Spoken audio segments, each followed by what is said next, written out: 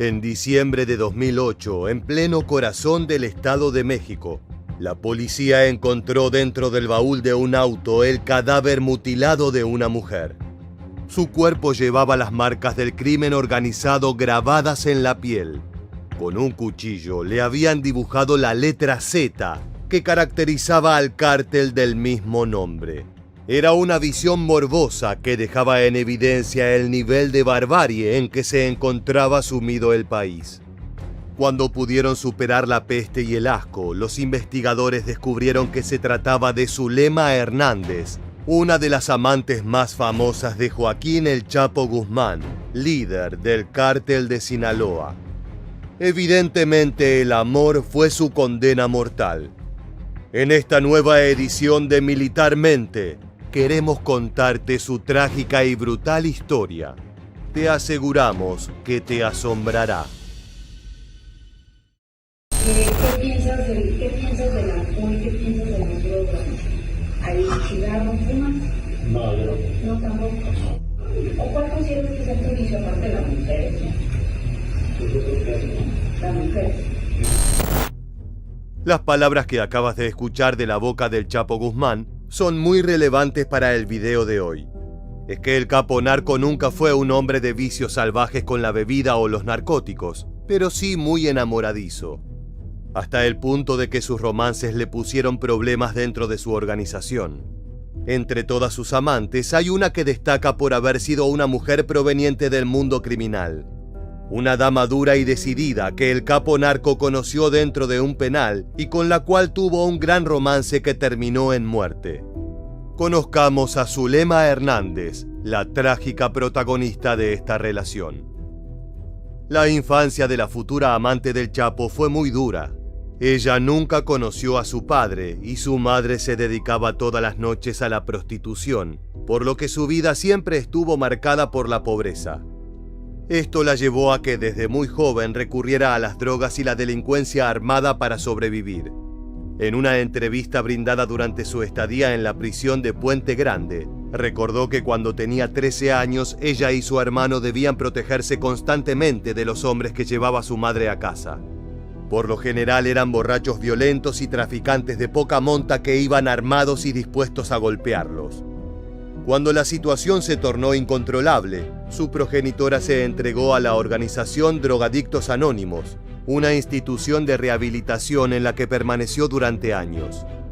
Ya como adolescente, Zulema se hizo un lugar en las calles de Jalisco. Ella no le temía a las consecuencias y consideraba que todo lo que robaba le correspondía. En esa época la joven aprendió todo sobre la cocaína y el uso de armas de fuego, ya que bajo ninguna circunstancia quería prostituirse. Ella prefería matar o matarse antes que repetir el ciclo de vivencias de su madre. En palabras de la amante del Chapo, en ese tiempo supe de la droga, cómo se cocina la cocaína y cómo se manejan las pistolas. Vi de cerca la prostitución, lo que aborrecí. Jamás sería Con esa convicción fue que cometió los crímenes que terminaron enviándola a prisión. Zulema ingresó por primera vez al penal en 1992 cuando tenía 19 años. En aquella oportunidad fue llevada al reclusorio Oriente en la Ciudad de México, acusada de los delitos de asalto e intento de secuestro, por los que recibió una pena inicial de 35 años. En ese penal, Zulema se hizo del control de la venta de drogas y aprendió a controlar ciertos aspectos de la vida en prisión a su favor, como el tener cierta influencia con los guardias y sus compañeras, por lo que las autoridades la trasladaron al reclusorio norte. No obstante, el gobierno de la Ciudad de México la trasladó en el 2000 a una cárcel de mayor seguridad, el Centro Federal de Readaptación Social 2 de Puente Grande, Jalisco. Allí, desde 1995, también estaba alojado uno de los criminales más peligrosos y conocidos del planeta. En México, uno de los principales sospechosos de tráfico de drogas fue arrestado. Se lo buscaba intensamente por su conexión con el asesinato del arzobispo de Guadalajara el mes pasado. Joaquín Guzmán, conocido como El Chapo, fue atrapado en Tapachula cuando trataba de cruzar a Guatemala con su esposa y 4 guardaespaldas.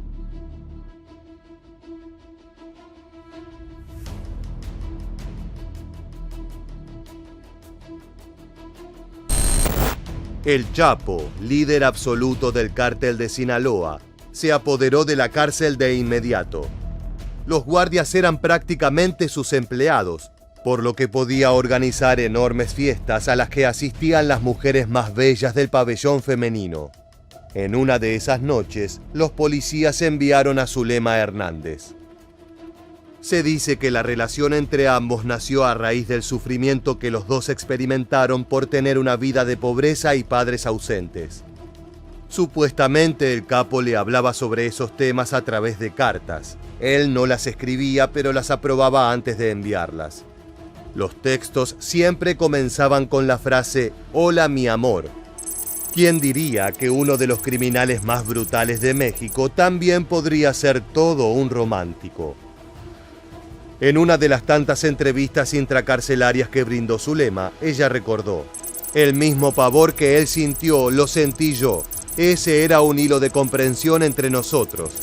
Yo también fui pobre y padecí mucho de una madre insoportable. Él padeció el yugo y el abandono de un padre, el cual lo corrió de su casa y lo mandó a trabajar con el abuelo a las tierras, de día y de noche. Él lo vivió y lo superó. Así llegó a ser un hombre como el que es, con el imperio que hizo». Sin embargo, hay versiones mucho más oscuras sobre la relación entre estos personajes. Algunas fuentes periodísticas aseguran que en realidad el Chapo no estaba enamorado de ella, sino que simplemente la utilizaba para controlar el consumo de drogas en el pabellón femenino. Las historias más terribles se relacionan con el temperamento colérico e infame del capo. Se cuenta que cuando se enojaba con su amante, el narco hacía que otros reos se acostaran con ella a la fuerza, lo que le generó trastornos mentales a Zulema. La violencia sexual era un elemento cotidiano en esta pareja, demostrando que un criminal de ese calibre no puede evitar causar dolor, incluso a quienes supuestamente ama. Gracias a los ingresos médicos hay registro de que la cordura de la mujer se fue deteriorando severamente a medida que pasaban los meses. El amor con el rey de Sinaloa no sirvió para calmar su ansiedad y locura. Más allá de la versión que elijamos creer, lo cierto es que la relación duró menos de un año, hasta que el Chapo escapó de Puente Grande en el año 2001. En simultáneo, ella fue trasladada al Centro Femenil de Readaptación Social en Tepepán. Ese periodo de su vida no está bien registrado, pero se sabe que recobró su libertad en 2006. Desgraciadamente era cuestión de tiempo para que Zulema fuese víctima de un brutal homicidio con la firma inconfundible del crimen organizado.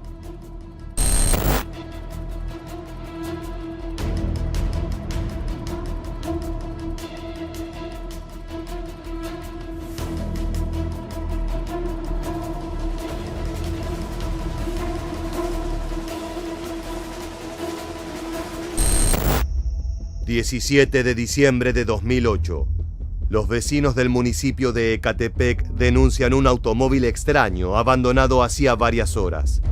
El vehículo estaba aparcado a un lado de la carretera México-Pachuca y no había señales de su dueño.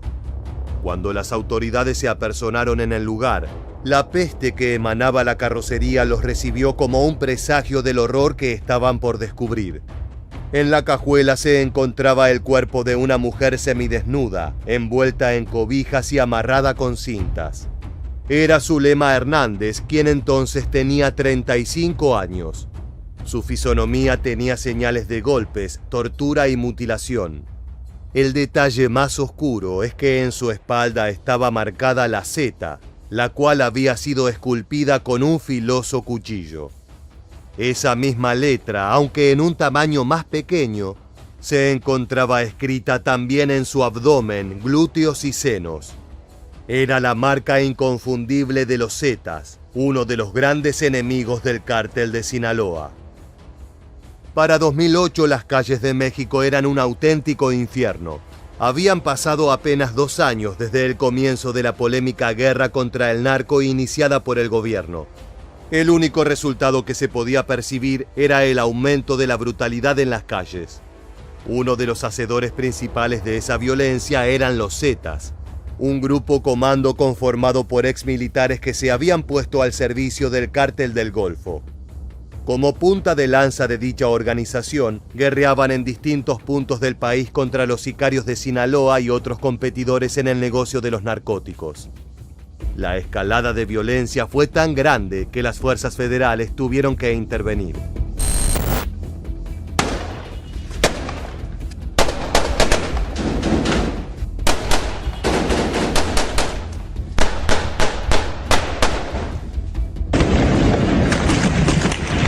Es un enfrentamiento entre fuerzas federales y delincuencia organizada.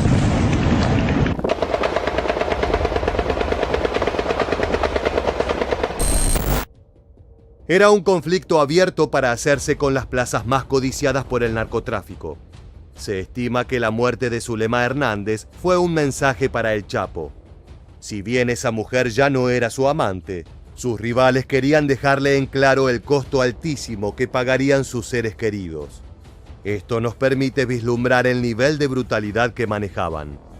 Solo para amenazar a un enemigo, fueron capaces de torturar, mutilar y asesinar a una mujer que ya nada tenía que ver con el líder del cártel de Sinaloa.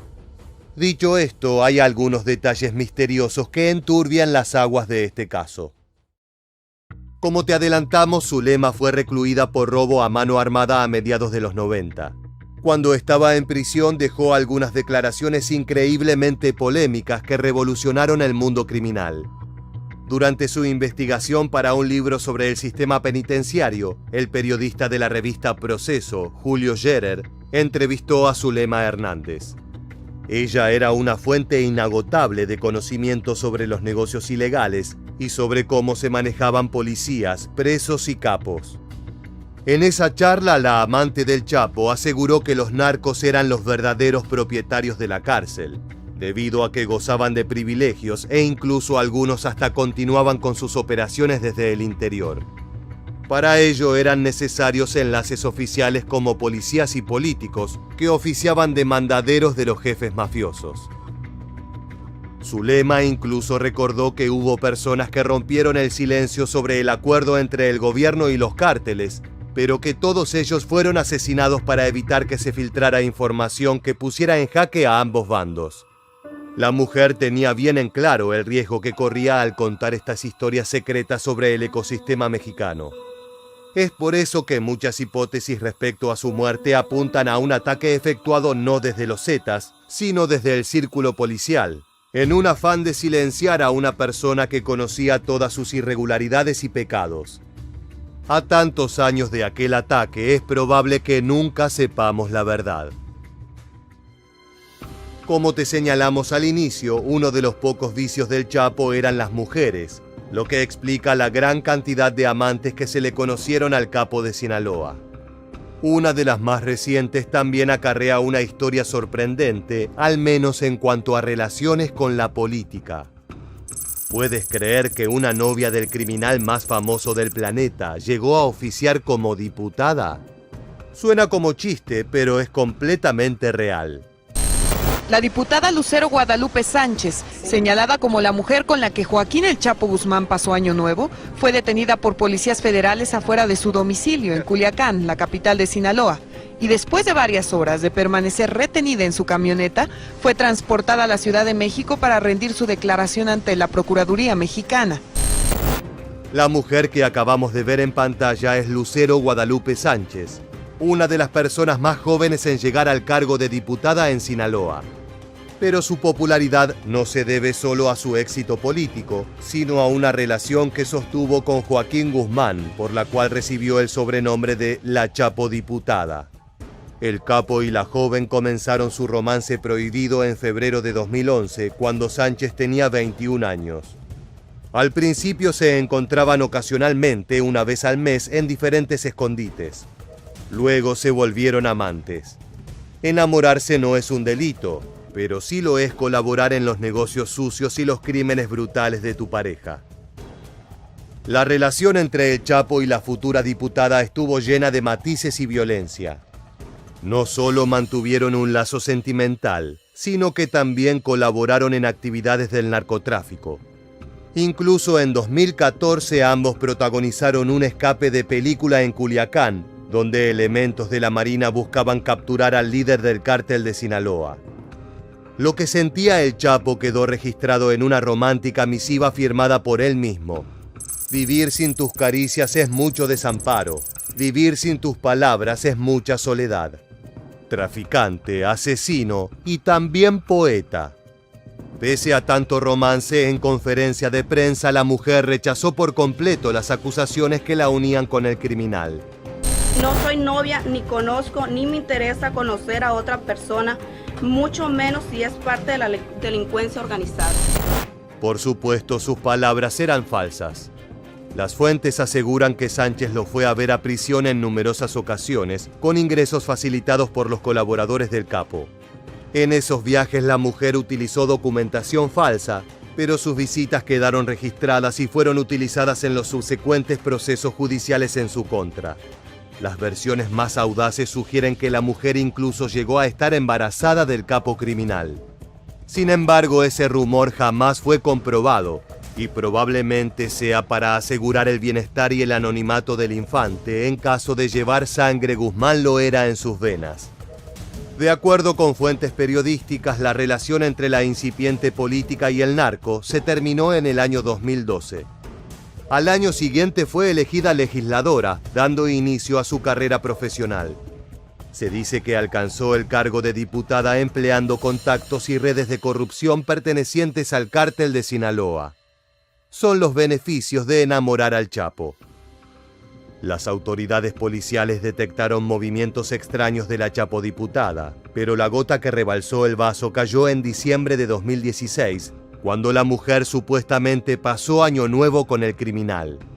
En primera instancia fue desafectada de su cargo, dando inicio a una investigación para dilucidar si había colaborado con el Frente Sinaloense desde su rol público. La evidencia recolectada a lo largo de varios meses de trabajo fue abrumadora y no quedaba lugar a dudas. La política había sido amante del enemigo número uno de la seguridad mexicana. Luego de jornadas tensas, repletas de acusaciones cruzadas, Lucero Guadalupe fue detenida en 2017 cuando quería ingresar a Estados Unidos por San Diego, California, junto a sus hijos. En aquel entonces se la acusaba de conspiración para traficar drogas, lavado de dinero y otros crímenes relacionados al aspecto más organizativo y burocrático del trasiego de narcóticos. Inicialmente mantuvo su postura rechazando cualquier tipo de conexión con el hombre más peligroso de México. Pero la fachada no se pudo sostener. Al cabo de 2 años, ya era testigo cooperante de la Fiscalía en el juicio contra Joaquín Guzmán en territorio norteamericano. La chapodiputada colaboró por completo con las autoridades, haciendo entrega de cartas, documentos, audios y fotografías que resultaron fundamentales en el juicio más reciente contra el líder de Sinaloa. Ella testificó, reduciendo así su condena y logrando un trato para evitar estar tras las rejas. Además, consiguió protección federal para no caer bajo el fuego de los sicarios de Guzmán Loera. Actualmente, Lucero Guadalupe exhibe en redes sociales una vida completamente alejada de la política, enfocándose en su marca personal y viajes alrededor del mundo. Para muchos es una criminal que debería estar tras las rejas, al igual que su viejo amante. Antes de concluir este caso, nos gustaría conocer tu opinión. ¿Crees que la chapodiputada debería cumplir tiempo tras las rejas? Déjanos tu respuesta en la caja de comentarios. Las relaciones sentimentales del Chapo no tienen finales felices. Es evidente que el crimen organizado termina consumiendo todo lo que rodea al capo, incluso a sus parejas. Por un lado tenemos el caso de Lucero Guadalupe, quien fue empujada a traicionar al cártel de Sinaloa y protegida por el gobierno luego de un brindis de Año Nuevo. Sin embargo, la peor parte se la llevó Zulema, quien a cambio de su afecto fue torturada y mutilada por los sicarios más salvajes de México. Es imposible dilucidar si estas relaciones fueron reales y desinteresadas o si el capo narco tenía planes ulteriores para estas mujeres. Lo único que podemos asegurar es que enamorarse del número 1 del cártel de Sinaloa es una pésima idea. ¿Qué hace falta para volver loco a un hombre? Probablemente recibir la cabeza del amor de su vida en una hielera y un video de la ejecución de sus 2 hijos a manos de sicarios del enemigo. Esto no es parte de una historia de terror. Son hechos de la vida de Héctor el Güero Palma, uno de los fundadores del Cártel de Sinaloa. En esta entrega vamos a conocer las tragedias que marcaron a este criminal, pero también su salvaje venganza, la cual terminó afectando a decenas de personas inocentes. Prepárate para adentrarnos en una de las historias más impactantes que hemos narrado en Militarmente. Te advertimos que no es apta para estómagos sensibles. Héctor Luis Palma Salazar, mejor conocido como El Güero por su cabello rubio y ojos azules, nació en abril de 1953 en La Noria de Abajo, en el municipio de Mocorito, Sinaloa. Solo estudió la escuela primaria debido a la pobreza de su familia, por lo que desde joven mostró un profundo rechazo por la autoridad. Finalmente el crimen llegó a su vida de la mano del hurto. Como adolescente, Palma ganaba su dinero robando automóviles para luego vender las partes a talleres ilegales. Su osadía para los atracos llamó la atención de Miguel Ángel Félix Gallardo, el mayor narcotraficante de cocaína y marihuana en México de los años 70, como líder del Cártel de Guadalajara. Gallardo fue quien lo contrató como sicario para desaparecer a la competencia. Salazar era un asesino despiadado y eficaz, por lo que al poco tiempo quedó a cargo del contrabando de cocaína en Sonora, una de las plazas más importantes de todo el país. Fue entonces que conoció a su futuro socio, el joven Joaquín El Chapo Guzmán, quien también trabajaba para Félix Gallardo. Pronto el Chapo y el Güero trabaron amistad debido a la cercanía en edad y en objetivos a largo plazo. En 1989, la caída de varios capos del Cártel de Guadalajara y la posterior desarticulación de varias de sus células no hizo sino acrecentar la influencia de Guzmán y Palma. El negocio estaba abierto para quien decidiera tomarlo, y ellos estaban en el momento y el lugar adecuados. Los hombres se asociaron y junto a Ismael El Mayo Zambada dieron origen al Cártel de Sinaloa, apoderándose de las rutas que en el pasado eran propiedad de Miguel Ángel Félix Gallardo. O sea, él habría sido el estratega de esa separación con los Arellano Félix, de ese nacimiento de un poder ubicado allá en Sinaloa. Eso es parte del mito del Güero Palma. De un simple sicario, el Güero Palma ascendió velozmente hasta convertirse en el planificador del tráfico de drogas entre Sonora y Estados Unidos. Él fue uno de los principales responsables de introducir toneladas de cocaína y otros estupefacientes al país norteamericano durante los 80, provocando un boom sin precedentes en el negocio. Sin embargo, cuando todo parecía marchar bien, llegó el golpe más salvaje que Palma podía imaginar. La primera de muchas tragedias que marcaron la existencia de este desgraciado capo. Desde su nacimiento, el Frente Sinaloense entró en guerra con pandillas y agrupaciones preexistentes, entre ellas los hombres fieles a Miguel Ángel Félix Gallardo. El antiguo jefe de Guadalajara unió fuerzas con los hermanos Arellano Félix, principales referentes del Cártel de Tijuana. El objetivo era eliminar del mapa al Frente de Sinaloa los muchachos nuevos en el juego. Es por ese peligro constante que el Güero reclutó a los mejores asesinos del negocio para que sirvieran en sus filas. En ese proceso fue que cruzó caminos con Rafael Clavel Moreno, un venezolano que rápidamente se convirtió en hombre de confianza de Palma. Este sería un error que el capo mexicano lamentaría por el resto de su vida. Mientras el Güero vigilaba que todo marchara bien en las rutas recientemente controladas por el Cártel de Sinaloa, Clavel Moreno se acercó poco a poco a su esposa, Guadalupe Lejía, hasta convertirse en su amante.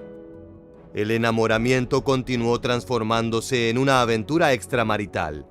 Pero lo que ella no sabía es que ese misterioso hombre no era un simple empleado de su esposo.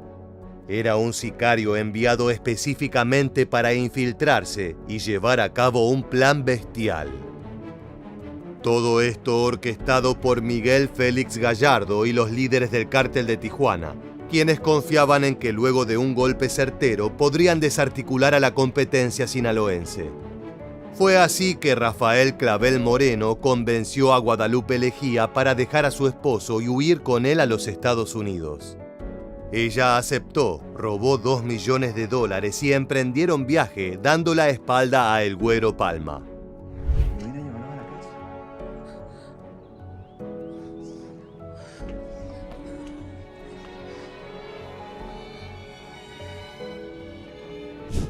Durante el camino todo se desarrolló con aparente normalidad.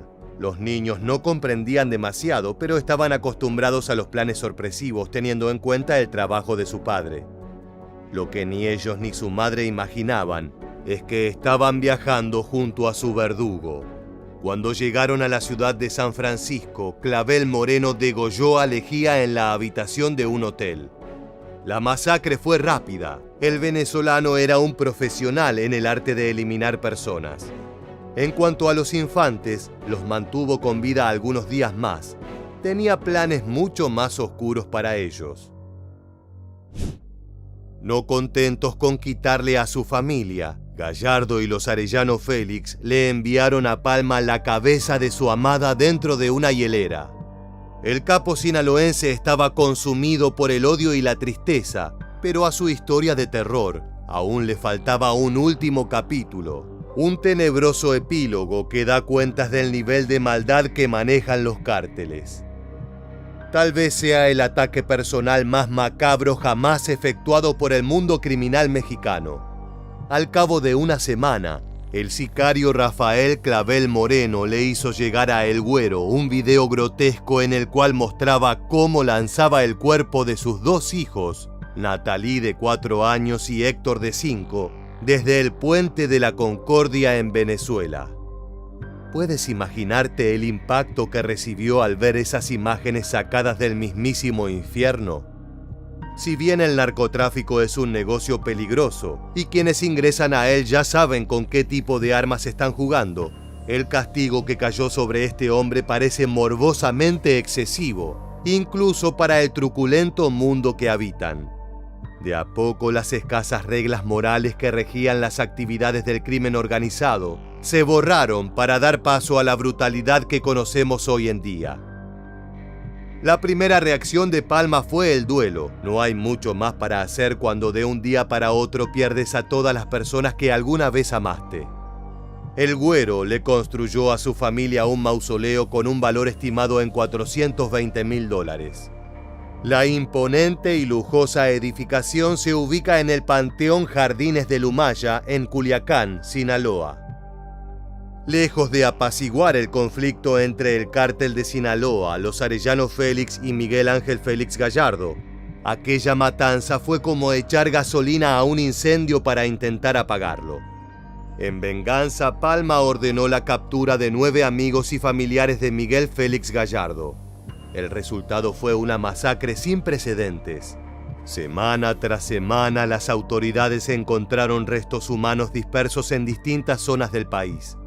Todos los cuerpos presentaban múltiples golpes, fractura de cráneo y estallamiento de vísceras. Antes de fallecer, habían sido torturados. Sus últimas horas de vida estuvieron repletas de dolor y tormentos inimaginables. Era el precio a pagar por haberse metido con lo que Palma más quería. Como te anticipamos, esta guerra sin cuartel fue el inicio del cambio del código entre narcotraficantes de no agredir a las familias.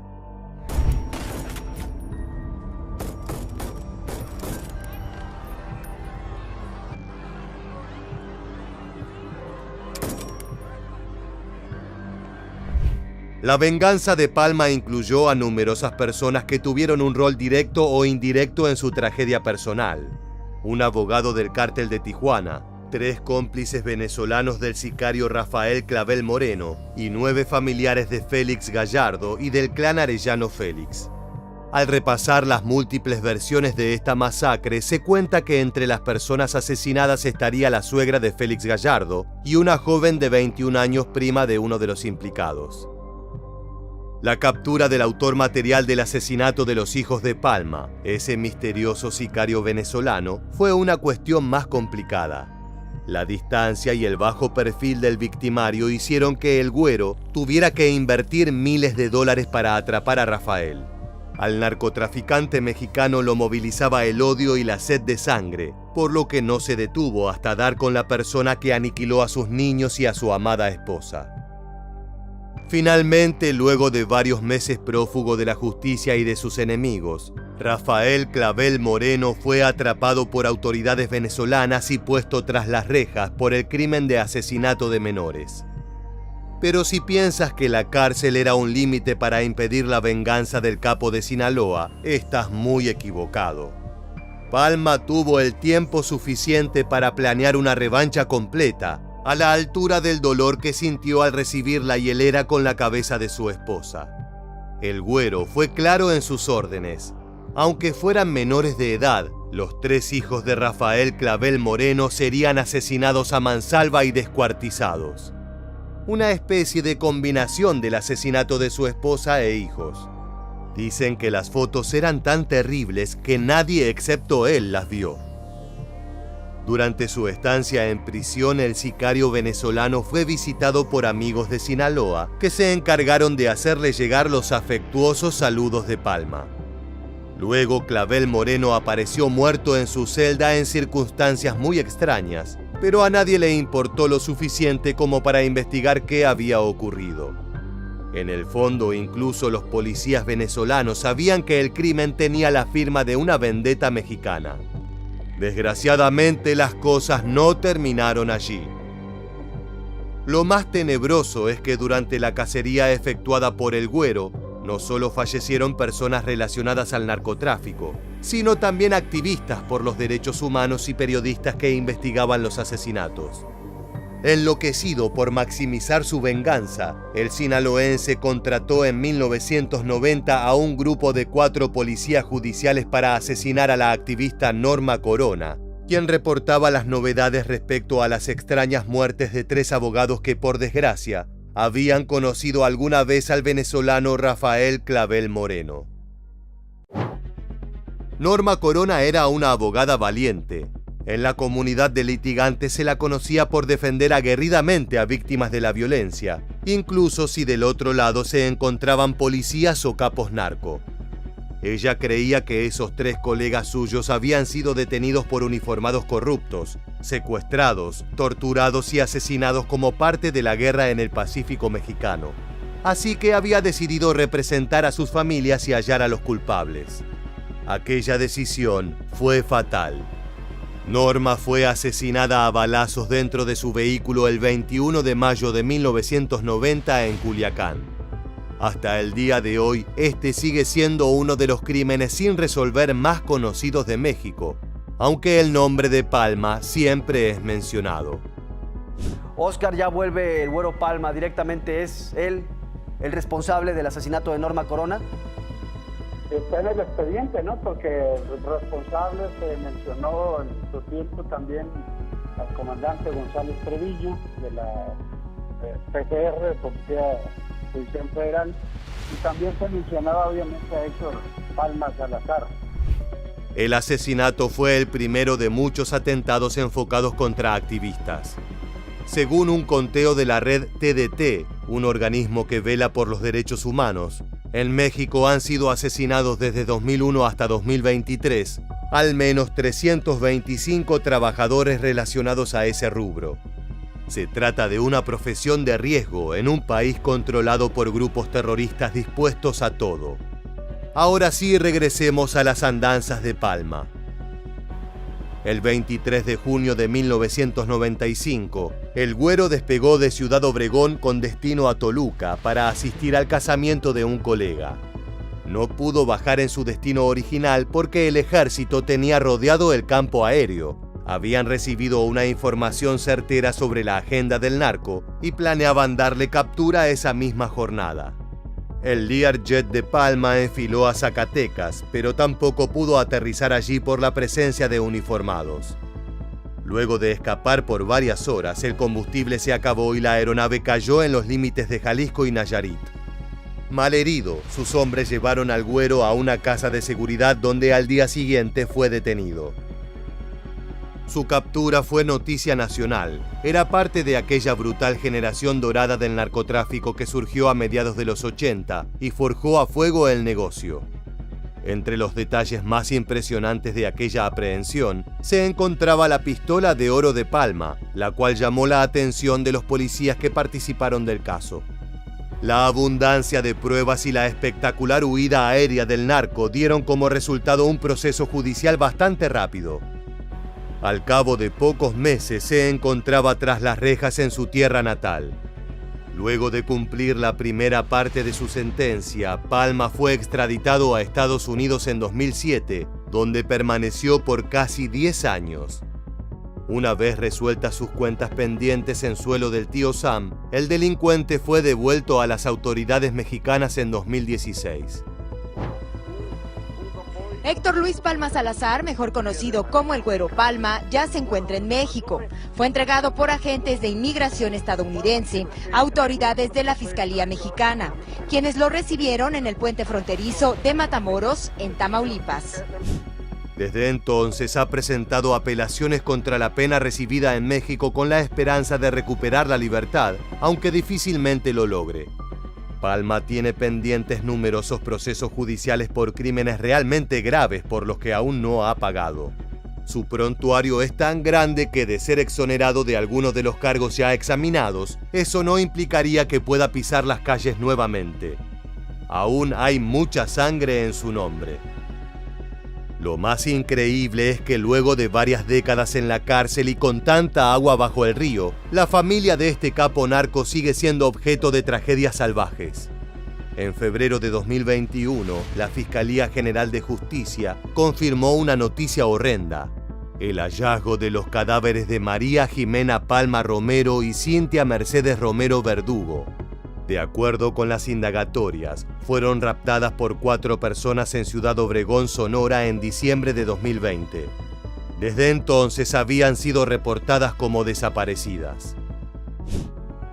Acabamos de encontrar una fosa con, al parecer, 2 mujeres. Son 2 mujeres, una pelo castaño, una más pelo claro, entre rubio, rojizo. Lo que puedo adelantarles es que una de ellas, al parecer, trae uñas de color verde. Las mujeres fueron acribilladas de forma brutal, con signos de violencia corporal y torturas previas al deceso. Además de su lazo sanguíneo, eran la cuñada y la sobrina de El Güero Palma, quien desde su celda seguía lamentando fallecimientos. De esta forma se completó la tragedia familiar del narcotraficante, cuyo círculo íntimo fue aniquilado en manos de sicarios rivales. En este caso se desconoce quién fue el perpetrador del ataque, pero tiene todas las marcas características de un ajusticiamiento delictivo. A mediados de 2023, una jueza en México ordenó la liberación de Héctor El Güero Palma, pero la Fiscalía General de la República ejecutó una nueva orden de aprehensión contra el narcotraficante. En aquella oportunidad se buscaba imputarlo por una serie de crímenes por los que aún no había respondido. Entre ellos, casos de homicidio calificado a policías y otros representantes de la ley. Durante los años 80 y 90, el asesinato de uniformados era cosa de todos los días dentro de las actividades del cártel de Sinaloa. El mandamiento judicial obligó a El Güero, entonces un hombre de 63 años, a permanecer tras las rejas en el penal de máxima seguridad del Altiplano. La vida de Héctor El Güero Palma está cargada de violencia y dolor. De niño aprendió lo que era la pobreza y la marginalidad. De adolescente, las mieles venenosas del crimen. Ya de adulto recibió la última y más penosa de sus lecciones. El precio a pagar por una vida delictiva puede ser demasiado alto. Semejantes andanzas inspiraron canciones y, por supuesto, le aseguraron su inclusión entre los personajes de diversas series sobre narcotraficantes. Sin dudas, su trágica historia es única en el mundo del crimen organizado. Con tanto dinero, los narcotraficantes de la época competían entre sí para demostrar quiénes tenían más poder. Para eso ostentaban, y una de sus ostentaciones favoritas eran las mujeres bellas, las que no todos podían darse el lujo de tener. Ella es Aura Rocío Restrepo, representante del Valle. El día de la captura, si yo hubiera podido, yo hubiera dado mi vida por él. Me pareció simpático, pero hay una cosa ominosa y fatalista, y es que en ese día estuve a punto de perder la vida 2 veces. Y una vez me la salvó él. Y se acerca Pancho Arellano y me dice, ¿tú niña qué haces aquí? Le digo, soy la hija del dueño. Pero yo tenía 10 años. ¿Tú crees que yo a los 10 años sabía que iba a ser un cartel tan poderoso los Arellanos? Drogas, armas de guerra, fortunas ensangrentadas. El mundo narco está repleto de lujos y excesos. Entre sus vicios más peligrosos están ellas, las mujeres. Para los capos son solo un objeto de deseo, un trofeo adictivo por el que están dispuestos a pagar, pero también a matar. Hoy vamos a conocer las historias de 3 damas que fueron seducidas por los encantos del crimen organizado. Creer en esas promesas de romance las condenó a una vida de dolor, siendo prisioneras en sus propias casas y enfrentando a la justicia como presuntas cómplices de hechos aberrantes. En esta entrega rompen su silencio, revelan la verdad oculta tras el mito, el amor, la traición y las consecuencias que aún persisten. Yo creo que él supo exactamente en qué momento ya me tuvo enamorada, o sea, en ese enamoramiento. Y se despidió y el medio rocecito así de, como cuando ese primer noviecito que sientes algo. Y dije, Dios, y me fui como, wow, en una nube y ya allí no había reversa, ¿no? Cuando la justicia colombiana atrapó a Gilberto Rodríguez Orejuela, alias el ajedrecista, uno de los narcotraficantes más buscados de todo el planeta, no solo sorprendió por lo relevante de su captura, sino por la forma. El hombre estaba escondido en el armario de la casa de una joven de tan solo 27 años que decía estar perdidamente enamorada del capo. Su nombre era Aura Rocío Restrepo, una ex reina de belleza que durante los últimos 7 años había sido la amante y confidente del criminal. Por su colaboración con Orejuela, ella también fue condenada, dejando a todos los colombianos con una pregunta. ¿Por qué una muchacha joven y bella sacrificaría años de su vida junto a un hombre mayor y dedicado al crimen organizado? ¿Solo por dinero o había algo más detrás? Para saberlo, tenemos que volver en el tiempo hasta 1987. Yo tenía 20 años, tenía una agencia de seguros y estudiaba, me pagaba mi universidad. La princesa, la señorita Valle, Aura Rocío Restrepo. Era una niña de casa que había sido reina de belleza, aunque su destino cambió sin buscarlo cuando fue citada por un político para venderle una póliza. Pero después de varios minutos de exposición, el político no se mostró demasiado interesado en las pólizas de seguros. Sin embargo, para no malgastar el tiempo de la joven, le dijo que tenía un amigo que podría estar interesado y que tenía el poder económico para hacer una compra realmente grande. El compañero del político no era otro que Gilberto Rodríguez Orejuela, uno de los traficantes de cocaína más importantes del país. Ante los ojos de Aura Rocío Restrepo, el criminal se mostró como un caballero amable. Esperaba una tontica y más que yo era muy joven, pero empecé a argumentarle y empezamos a tener algunos choques sobre el tema de las finanzas y eso lo sorprendió a él. A mí también me sorprendió porque empecé a vislumbrar un hombre muy inteligente y eso es algo que a mí me fascinaba. La joven modelo sospechaba que estaba frente a alguien realmente poderoso, pero no tenía real dimensión de quién era ese sujeto. Conozcamos más en profundidad a ese delincuente, cuya capacidad para burlar a la ley y a la competencia le valió el apodo de El Ajedrecista. Gilberto Rodríguez Orejuela nació en Tolima, Colombia, el 30 de enero de 1939, por lo que al momento de su encuentro con Aura tenía 48 años. Para ese entonces ya amasaba una fortuna multimillonaria que había iniciado en los 70 con el tráfico de mercancías como whisky y telas contrabandeadas, pero que pronto había dado un giro hacia las drogas duras.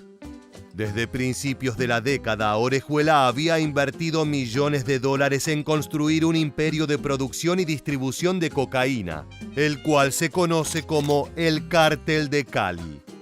De inmediato se ganó un lugar entre los principales traficantes a nivel global, compitiendo de manera local con el otro gran capo de su generación, Pablo Escobar. Para el momento en que Aura y Gilberto cruzaron caminos, él era un hombre casado, con múltiples pedidos de captura, pero con la mitad del poder político en su bolsillo. Según la joven modelo, nada de eso le importó. Ella veía al hombre detrás de las sombras. Gilberto no me deslumbró con dinero, eso es lo que la gente no puede entender. Que como una mujer tan joven iba a estar con un hombre tan viejo, palabras textuales, si no era por plata. O sea, por plata la muchachita que está ya en un apartamento viajando, o por plata ellos que estaban afuera y que pasaban viajando, haciendo fiestas, cócteles, comprando y malgastando, mientras yo me la pasaba encerrada. Aura asegura que quedó fascinada por la inteligencia y la sagacidad del criminal. Si bien era multimillonario, el traficante decidió conquistar a la joven sin darle regalos exuberantes, tal vez en un intento de concretar un romance fundado en la atracción y no en el interés. Según el relato de la modelo, ella se contentaba con pequeñas citas y planes austeros, mientras que el círculo de amigos, operadores y familiares de Orejuela despilfarraba el dinero en viajes y cenas de lujo en los destinos más exóticos. Lo cierto es que la relación entre el capo y la reina de belleza floreció, tanto así que Orejuela le dio mayor prioridad a ella que a su esposa legal. La amante se había transformado en la principal confidente y en el sustento emocional de uno de los hombres más peligrosos del planeta. Mi vida era encerrada en una pieza leyendo, oyendo problemas, estallaron bombas, aguantando gritos, que se desahogaran a costa mía en mí. Era su saco para desahogarse, no con golpes porque no. Pero sí emocionalmente.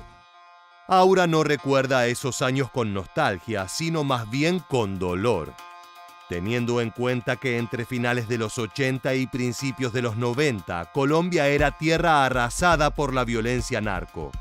El enfrentamiento entre Pablo Escobar con sus rivales, pero también con el propio Estado, dieron como resultado atentados, explosiones, asesinatos y balaceras con una dimensión nunca antes vista. La muerte y la brutalidad se apoderó de las calles, y ni siquiera los políticos y empresarios más poderosos estaban exentos de ser asesinados. Es por eso que Gilberto Rodríguez Orejuela y su amante viven con precaución, siempre temerosos de que un sicario rival toque a su puerta. Esto también provocó un recrudecimiento en las prácticas del Cártel de Cali. Los hombres de Orejuela se volvieron cada vez más salvajes, cometiendo crímenes aberrantes que en su mayoría eran ordenados por el patrón. Sin quererlo, Aura Rocío Restrepo se convirtió a sus 22 años en cómplice de masacres y torturas inimaginables. Cuando menos lo imaginaban, un contacto llegó a Cali con un plan. unirse a la competencia y colaborar con la justicia para ponerle fin al reinado de Pablo Escobar.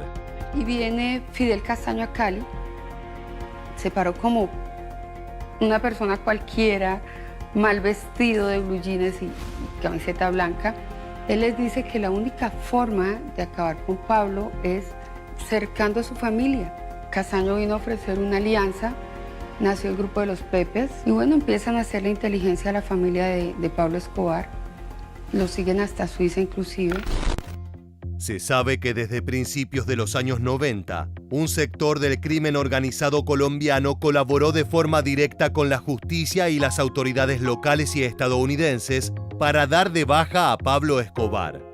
Es que el capo del cártel de Medellín era el rey absoluto del negocio, y hombres como Gilberto Rodríguez Orejuela no se contentan con ser el número 2. Esta puja de poder desató más violencia y atentados terroristas que acabaron con la vida de cientos de personas. En ese contexto, Aura se volvió cada vez más exclusiva, pasando casi todos sus días dentro de las casas seguras de su pareja.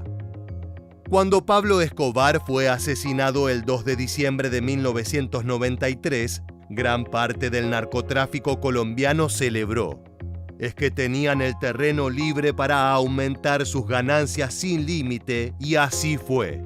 El cártel de Cali se transformó en el principal productor y exportador de cocaína, con réditos de cientos de millones de dólares.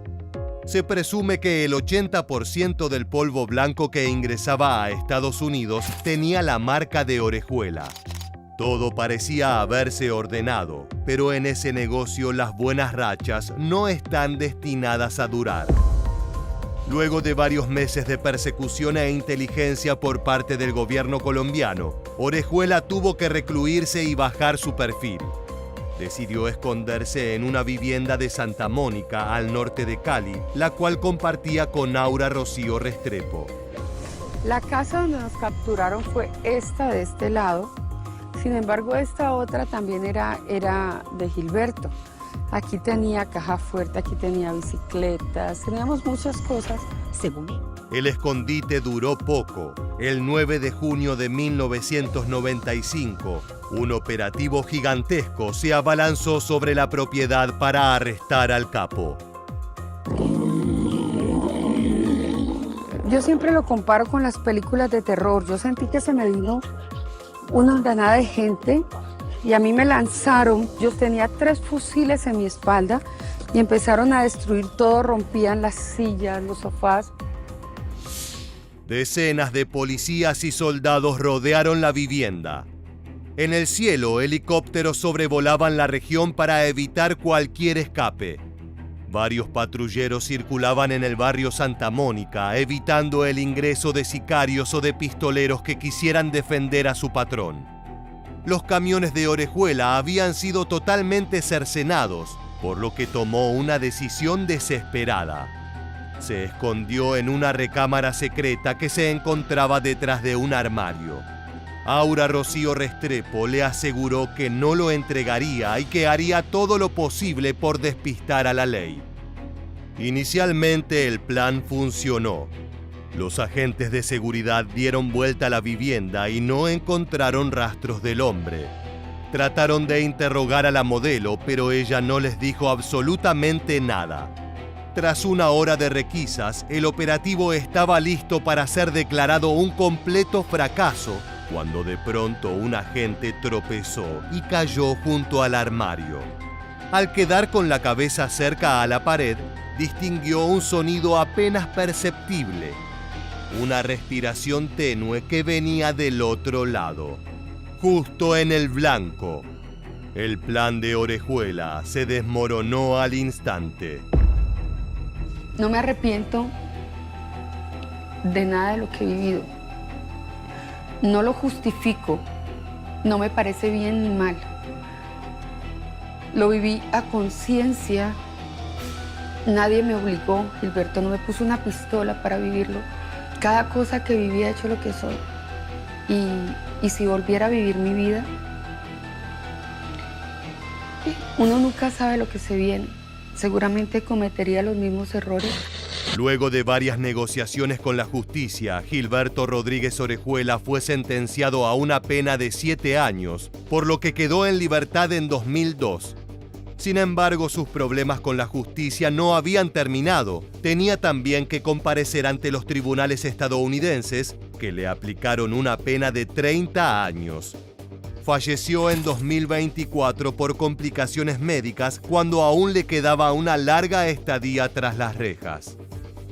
En cuanto a Aura Rocío Restrepo, la reina de belleza que se enamoró del narco, por colaborar con su escondite recibió una condena de 3 años. Ella afirma que después de 1995 continuó en contacto con su amante mediante cartas, pero que con el tiempo la correspondencia fue mermando. Pese a los crímenes y la sangre derramada, la mujer sigue reivindicando su romance con uno de los hombres más peligrosos del planeta.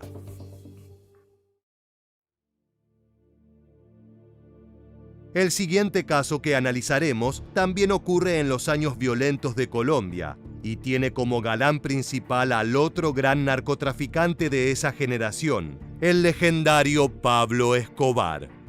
Entre sus múltiples amantes, una destaca por su popularidad. Virginia Vallejo, reportera, presentadora televisiva y figura del espectáculo. Al recordar el día que se conocieron, la mujer presenta una historia digna de una telenovela de media tarde. Me pareció simpático, pero hay una cosa ominosa y fatalista, y es que en ese día estuve a punto de perder la vida 2 veces. Y una vez me la salvó él. La segunda vez estaba muriéndome yo delante de 50 personas que no se dieron cuenta que yo tenía 30 segundos de vida.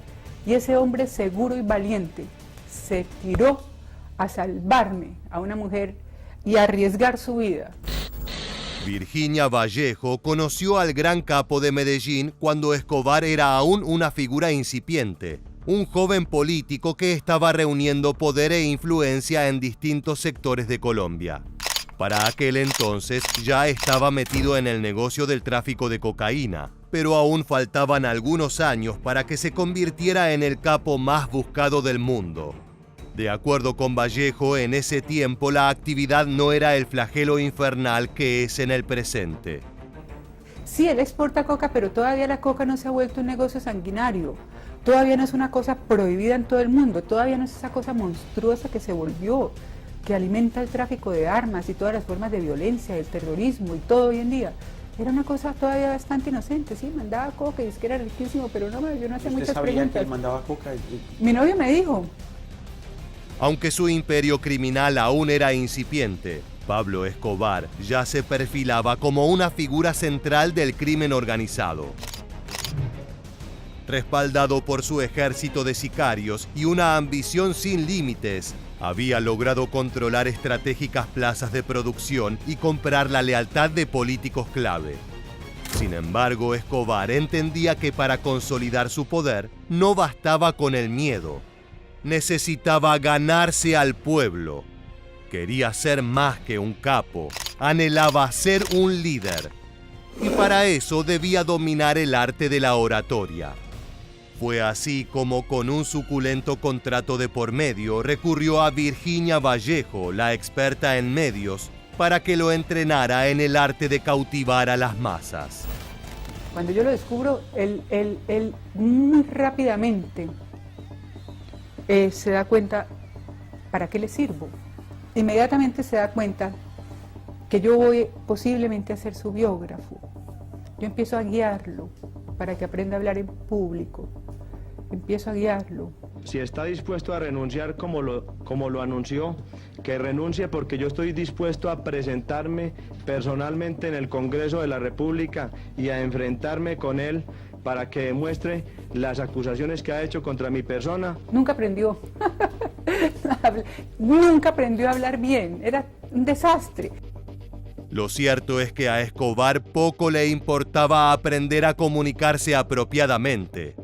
Él ya decía las palabras justas y demostraba una autoridad inexpugnable.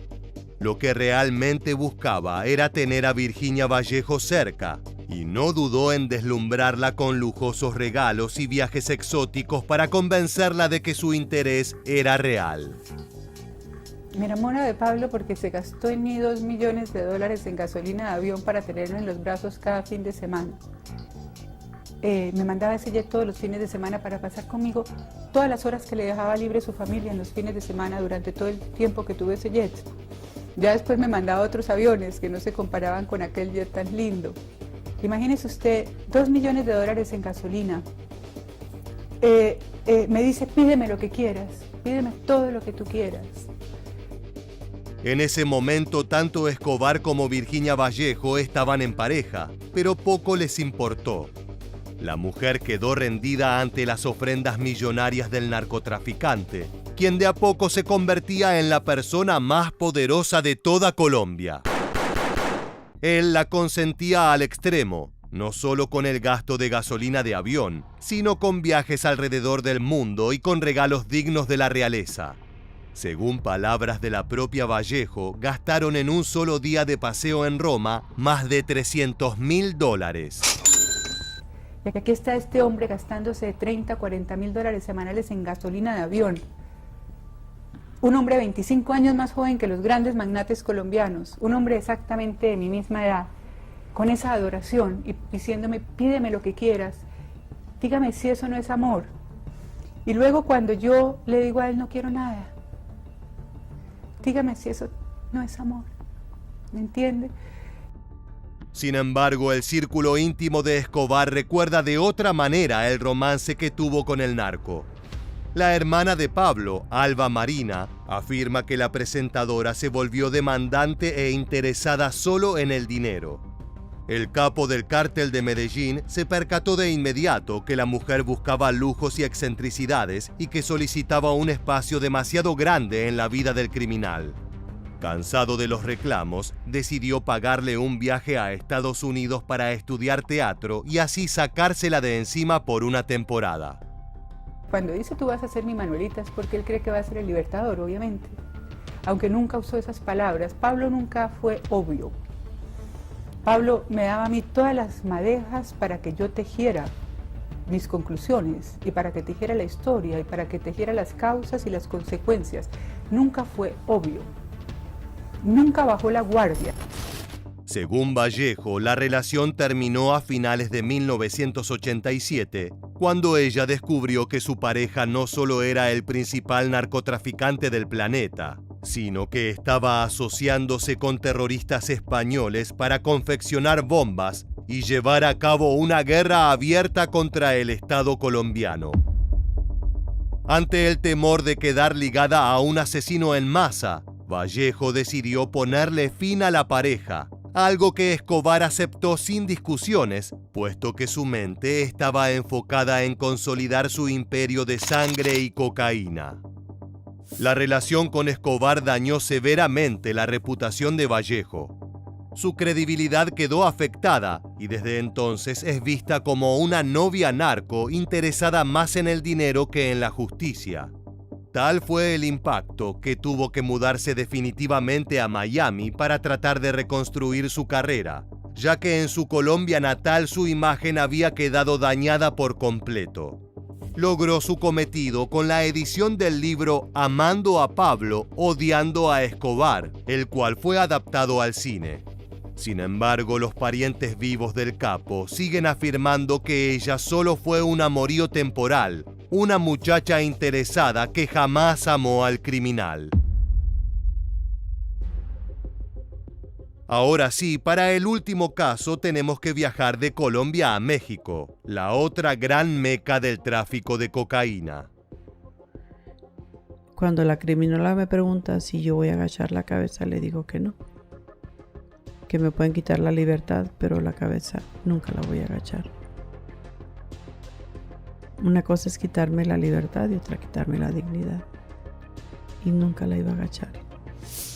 La mujer que acabas de escuchar es Sandra Ávila Beltrán, históricamente conocida como la Reina del Pacífico. A diferencia de las dos primeras mujeres que analizamos, su caso es distinto. Sandra no venía de una familia cualquiera, sino de una auténtica dinastía del narcotráfico. Era sobrina de Miguel Ángel Félix Gallardo, el legendario fundador del Cártel de Guadalajara, la organización que en los años 70 sentó las bases del negocio multimillonario que hoy conocemos. Creció entre tíos, primos y allegados que movían marihuana, cocaína y cualquier mercancía ilegal que dejara ganancias. En ese entorno su destino estaba casi escrito. Sobre su famoso apodo, la propia Ávila explicó lo siguiente. Eso es por el área de donde viene originaria toda mi familia, que es Sinaloa, que es el Pacífico. Y de donde es todas las personas con las que me relacionan, que sí conozco, que conozco mucha gente, ¿cómo no? Claro que conozco mucha gente y que tengo mucha familia en Culiacán. Como integrante de una familia narco, ella encontró un rol importante enlazando a los narcotraficantes colombianos con los mexicanos. Es que ambos países estaban fuertemente relacionados, se necesitaban mutuamente.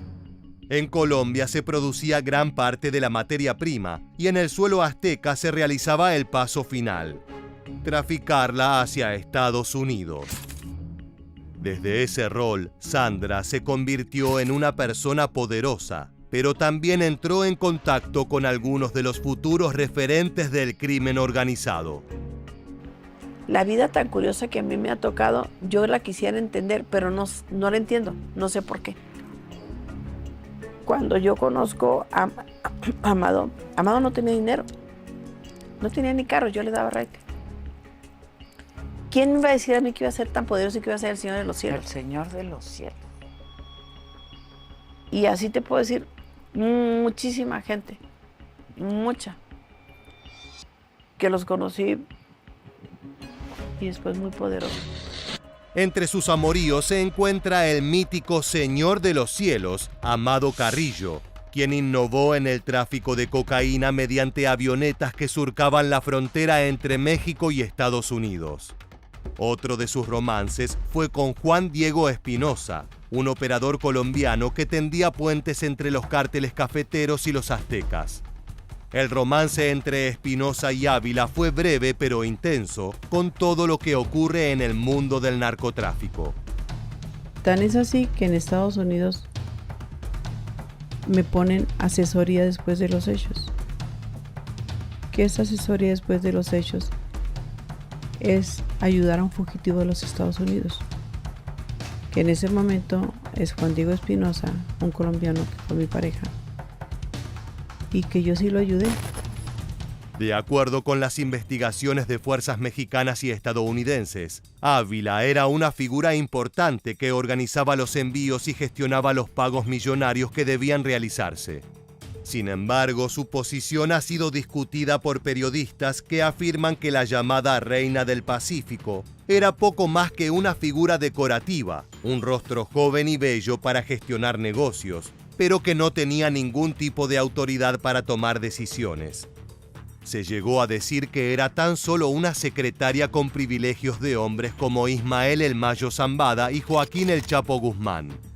Ella, por su parte, discute esas teorías. Por ejemplo, ¿el Chapo es cuate? O sea, ¿es tu cuate? No me vas a creer, pero no. Sí lo conocí, sí lo saludé, pero que tengamos una amistad, no. Bueno, trabajaba para tu compadre. Dicen, yo no sé, yo no los vi. Las figuras del crimen mexicano fueron cayendo una a una y Sandra logró mantenerse al margen de esa cacería. Sin embargo, su suerte se acabó en 2007, cuando fue arrestada en Ciudad de México acusada de lavado de dinero, tráfico de droga y asesinatos por encargo. En ese momento se le incautaron 234 propiedades, joyas, autos de lujo y muchos bienes de alto costo. Ella negó todos los cargos, aduciendo que solo era una ama de casa sin ningún tipo de conexión con los cárteles. Luego de varias absoluciones y polémicas, quedó libre en 2015, aunque con su reputación completamente marcada y la imposibilidad de regresar a los Estados Unidos. Su figura es motivo de debate. ¿Reina o esclava? ¿Jefa o súbdita? Lo cierto es que hasta el día de hoy, Sandra defiende la infame industria de la cual formó parte. Y hay personas que han estado, por decir, algo de narcotráfico, la marihuana, que han sido juzgados, que han sido perseguidos, que han sido encarcelados y que ya los tratan como monstruos. Y esas personas les han dado trabajo a la gente de la sierra, a la gente que está en el olvido por el gobierno, donde no hay carreteras, donde no hay luz. El lugar de estas damas en el seno del crimen organizado es objeto de polémica. Para muchos fueron simples víctimas, jóvenes que, engañadas por el dinero y la violencia, terminaron en las manos de capos que no iban a permitirles escapar. Sin embargo, está comprobado que muchas de ellas tenían conocimiento de los negocios truculentos y que en ocasiones eran colaboradoras importantes. Sus historias son un reflejo de un mundo que seduce, pero también destruye. Víctimas o victimarias, juzguen ustedes. Además, esto es lo único que deja el narcotráfico. Ruinas, escombro, basura, dolor, amargura. De esta manera llegamos al final del video. Si te gusta este contenido relacionado al crimen organizado, te invitamos a suscribirte y activar las notificaciones. Gracias por acompañarnos.